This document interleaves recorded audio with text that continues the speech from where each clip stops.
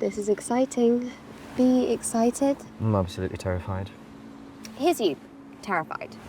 He is excited. They're inches away. All you need to do is get from A to B and the I rest... don't think I can do this. This is a waste of time. I've just wasted your time. Let's just... Can I tell you a story about a waste of time? Do you think it will help? Genuinely? There's this guy. He's from Colorado, right? Okay, I'm listening. So, Colorado guy. He travels to New York. He spends the day in the city. He buys a hot dog. Probably. But that night, under the cover of darkness, he leaves his hotel and he goes to the Diamond District. All he has with him is this tiny bucket, a little like shovel, and a small handheld hoover. Okay, I'm in. I love it. Yeah. So he stood on this iconic New York City street, but he's looking at the sidewalk. You see, every 2 or 3 meters, there are these gaps between the slabs of pavement and then the next one and the next one. So what he does is he checks the coast is clear and then he sort of rakes up all the dirt and the mud and the broken glass from in between the slabs of pavement, hoovers it up and empties it into the bucket. And then he moves on to the next one and the next one until he's done this whole little section of street. So he brings the bucket of mud home. He starts sorting through it, picking out the disgusting things, you know, the cigarette butts and the wooden splinters and the broken glass. Then, it's hard work. Okay, let's get out the car. First stop. Okay.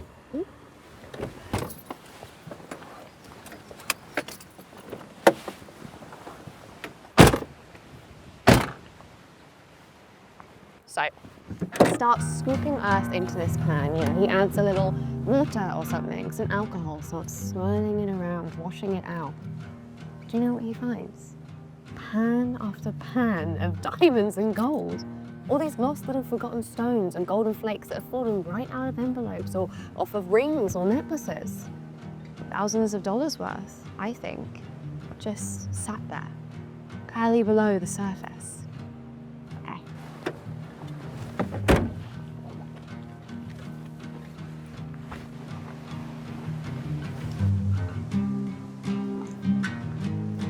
So, he said he can do this anywhere, Colorado guy. The surprising amount of diamonds and gold just out there, sort of his thing or whatever. But this time, he chose to do it in the diamond precinct of the whole world. He knew exactly where to look. And now, you do too. It's going to be fine. This is going to be fine. You've got this, you really do.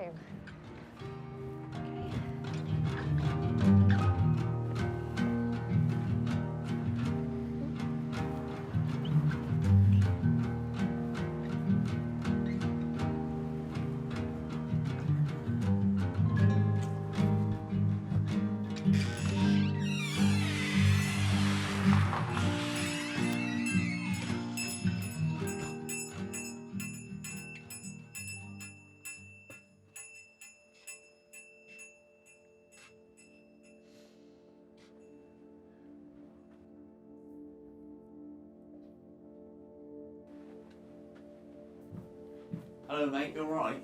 Yeah. I was just having a look around. Okay, mate, well, let me know. Actually, before you go, I brought my guitar in. All right, is that for repair, sale? No, not for sale, no. Repair, yeah. I was told that this was the place to go, that you had a guy. Yeah, we have a guy.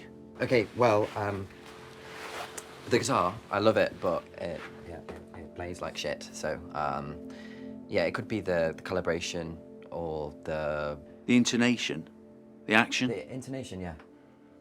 Yeah. So yeah, it needs a setup. Yes, that's it, exactly that. Okay, well, leave it with me. Actually, can I speak to your guy about it? The 7th fret, the action is fine, but yeah. Okay, it's kind of hard to explain. It might just be easier if I point. I mean, you could point for me. You see, that's how this normally works. You tell me what's wrong. I write it down here. I take your details.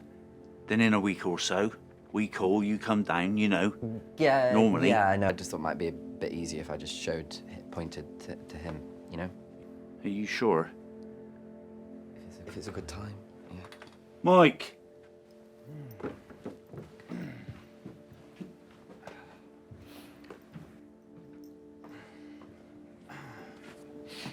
Hello, mate.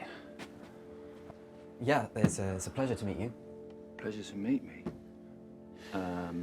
Guitar's fucked, is it? Honestly, no, it's not. No. No? What are you talking about? Don't look so bad. This is where you tell me how I can actually help you. So we both Can go I buy on you a coffee? with our days. You want to buy me a coffee? Yeah.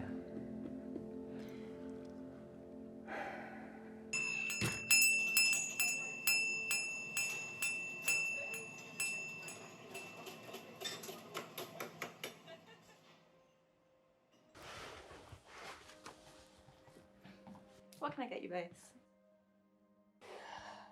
I'll have an Americano black, please, Black and Americano? Caramel latte, please. Okay. So? okay, you're gonna have to give me a minute. Sorry. You get about 5 seconds of this. Okay, in fairness, you've never sat across from the table from you before, so Happens more often than you think. that is exactly what I'm talking about. Who are you, man? Oh, I'm Jack. Okay then, Jack. I'll ask again. Who are you? I'm a fan, I guess. Yeah, I love your music. Yeah, I grew up on your music. And still growing. I mean, it's not like I had posters and autographs and all that on my wall. I actually did have both those things. But I heard your music when I was 12, and it felt like I was hearing the truth.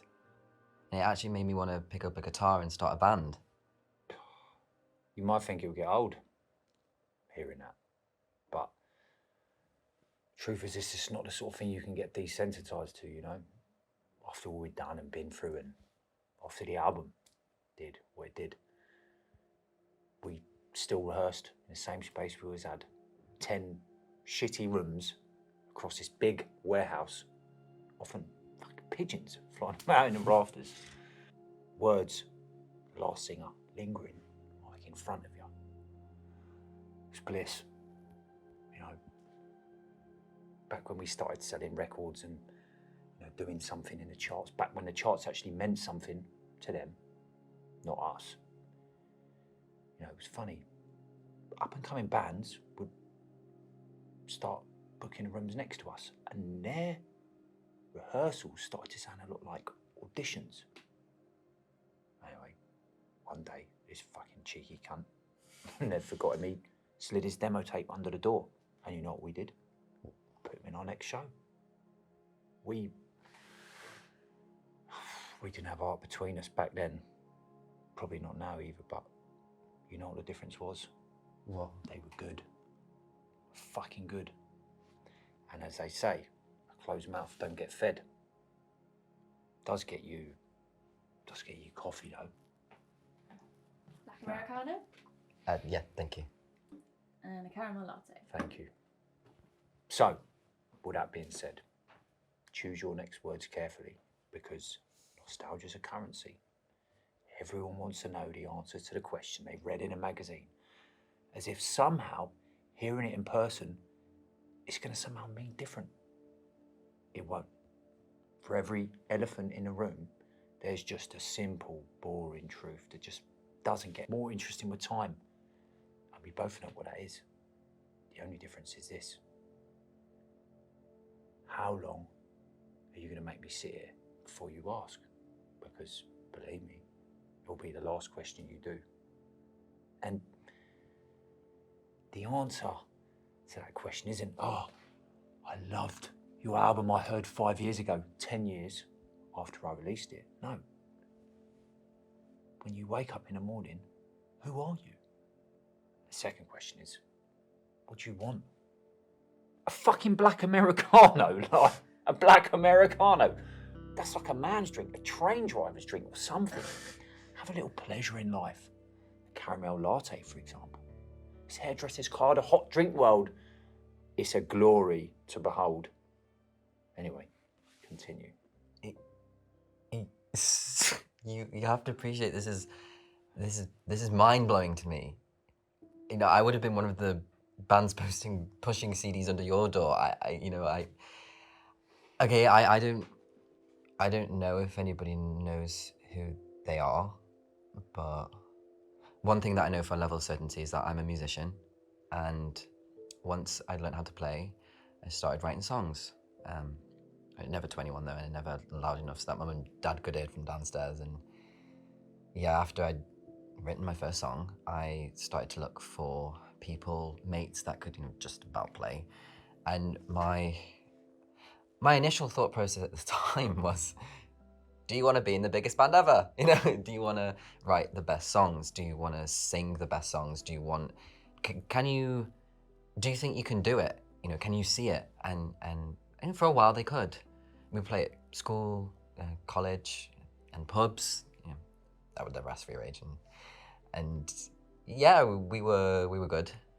But I wanted us to be better. I wanted us to record a proper demo, in the studio. None of this like on your phone shit. And suddenly I just wake up one morning and I'm the wrong person for the band that I had started. Everything I was doing was wrong.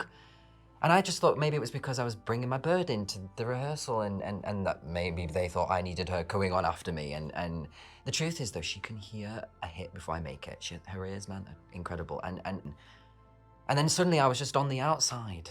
And no one gives a fuck about making music anymore. Like, I mean, real music. I just can't bring myself to record a 60-second shitty jingle with 8 choruses in it. Some ass on fucking TikTok can just play at the double speed. I can't do it. And I just feel so out of step. And I just thought you might understand. And I guess I was just looking for some advice. Firstly, since you asked, bring your bird to the audition. Never, man. Never do that. Listen, I don't care if she can tell you what key you're in or if she hears strictly in decibels. If she ain't banging a drum, writing, or singing, she ain't there. Playing in a band is supposed to be fun, It's like when you ascend and the songs start to mean more than everything else. You find sticking points on the songs and then arguments that never existed before. And that's when you come face to face with a singular truth. Are you in the right band? Or is it just 5 geezers having fun with loud guitars? Because you're either built for it or you ain't. They say there's 2 kinds of writers, those that love writing, love the process, or those that like to have written. You see the difference? One is the person that genuinely loves putting it down on the paper, the organic process of it, and the other just wants to be at the finishing line collecting the accolades. One day, you'll wake up and you'll realise it's you that's been moving that line all along. So, you're saying I should go solo? I mean, Dangerously close to your last question now, Jack. Solo. That's for singer-songwriters, buskers, or old geezers that can't get into a band. Or singers. I think the sun shines out their arse. Which, occasionally it does. Nah, find your people. I don't know, walk up someone else's band, steal it, do whatever else you fucking got to do. Just make it happen. Why do I feel like everyone here knows who you are, but they're just pretending that they don't?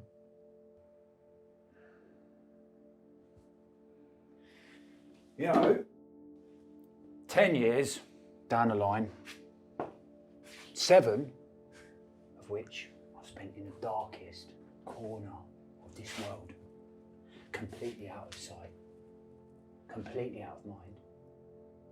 I thought people wouldn't give a fuck anymore. I thought I'd come here and be invisible. I'm thinking, maybe the album lives on. Or maybe all of those fucking shitty gigs we did at the end left like a sour smell of piss up people's noses, and they're just pretended they didn't know I was anyway, you know. A lot of old geezers here, walking their dogs, trimming their fences. You know what else going on, you know. Eventually, you come up for air. Start to be a bit complacent. Your natural self. Then one day, the wrong person cocks an eye at you, starts up a conversation. They come on over and they tell you, oh, if it was me, I wouldn't have done it like this, or how could I do it like this, blah, blah, blah. I'm thinking, the fuck is this? Anyway, it was a bit of a scene, and word got out, and some years removed mind, but we're all here now, playing fucking make-believe. And then the interview. And then the fucking interview, yeah. And the interview. Can I ask, why did you do it? Maybe I had a wobble, you know. Moment of weakness. It's easy to think most journalists are a bunch of cunts, and normally you'd be right. But there was a time, you know, when we drank with these guys, shared flights with them, and they wrote up all our fucking dirty secrets into the Sunday papers, and all we did was sell more records. You know, I was asked a couple of times. I said no, of course. And then this one geezer, this journalist, he comes over, running to me, saying, oh, if I don't go on record saying this or saying that, it's going to be money out of his family's mouth and all of this. So I gave the fucking interview. Kept it brief, by my standards. Still talked too much. Told the truth. I just had one stipulation, just one. Just don't say what I do and where I do it, you know? Then, all of a sudden, people start turning up with freshly and mildly fucked guitars. Looking for the repair geezer out the back. It's great for business, Jack. Bad for me old mental health, you know? There used to be people like you here every week, and eventually it just dwindled down to nothing. Okay, you know, when I asked you for coffee, though, I didn't expect you to say yes. I'm not like those people, okay? That's Don't not be so what... sure. Everyone wants to be close to something that doesn't exist anymore, you know? They want to draw a line between you, them, and their nostalgia. 20 years can go by in like a heartbeat. But you take that album that was part of their youth, you know, connects to the fibres of their memories, and you tell them that this passing of time has significance to them, and then suddenly it does. Does it mean anything to you? Fucking means everything. Meant something the moment those tapes stopped rolling and that first LP was pressed, because nothing was the same again for me after that. Meant something then, means something now, but not because of the passing of time. Why wouldn't you reform? See, beautiful in a way, isn't it? Yeah. The moment the question is asked, Jackie boy. Never just be a simple truth, can it? God, you need more. You need more. Nothing satisfies. I've got a different answer, depending on what day of the week it is. Was it Friday? I just want the truth, not what they print in the fucking NME. Dangerously close to demand there now, Jack, isn't it? I get to ask this once, okay? And I know you don't have to answer, like, literally, who the fuck am I? But why not finish the songs? Why not record the album? I read, and I know I read, but I read that everything was already written, it was already recorded for you, and then nothing? I could fall into the faux philosophical. It's been known, been said. I can spin a yarn, that's for sure. But truth is, the answer to that question just won't satisfy anyone. there was a moment, passed, and then 10 years later, people want to know why. Was it because I thought the album wasn't going to be as good as the first? You know, the answer to that question boils my fucking piss, because it would have been way better. Everyone knew it.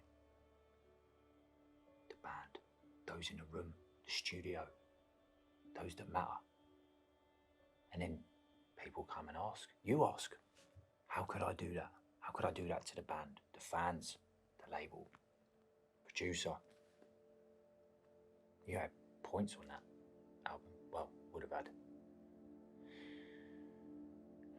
I did feel sorry though, you know, for the producer, David. I was your old man, by the way. You're the fucking spitting image of him, you are. So that's why you're here? No. I don't know. He loved your music. He spoke about it all the time, and he speaks about it now still. It haunts him.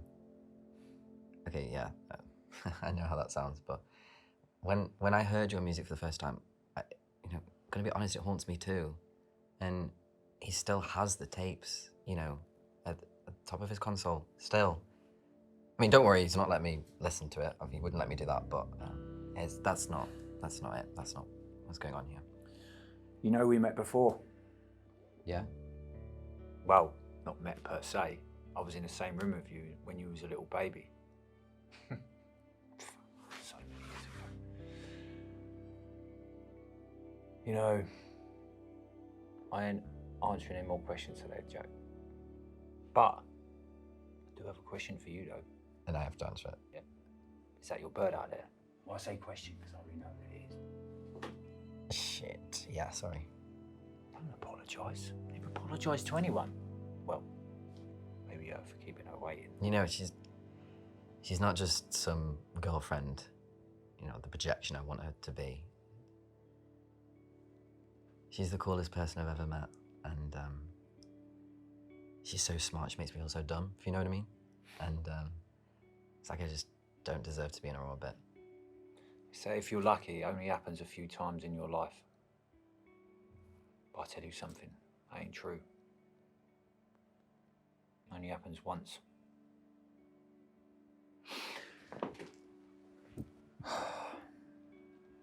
Take it easy, kid. Say hello to your old man for me, will ya? Yeah.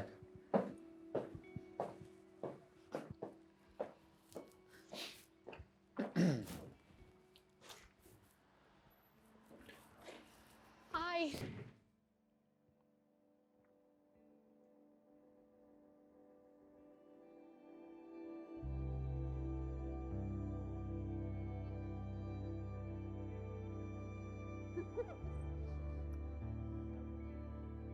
It's lovely to meet you.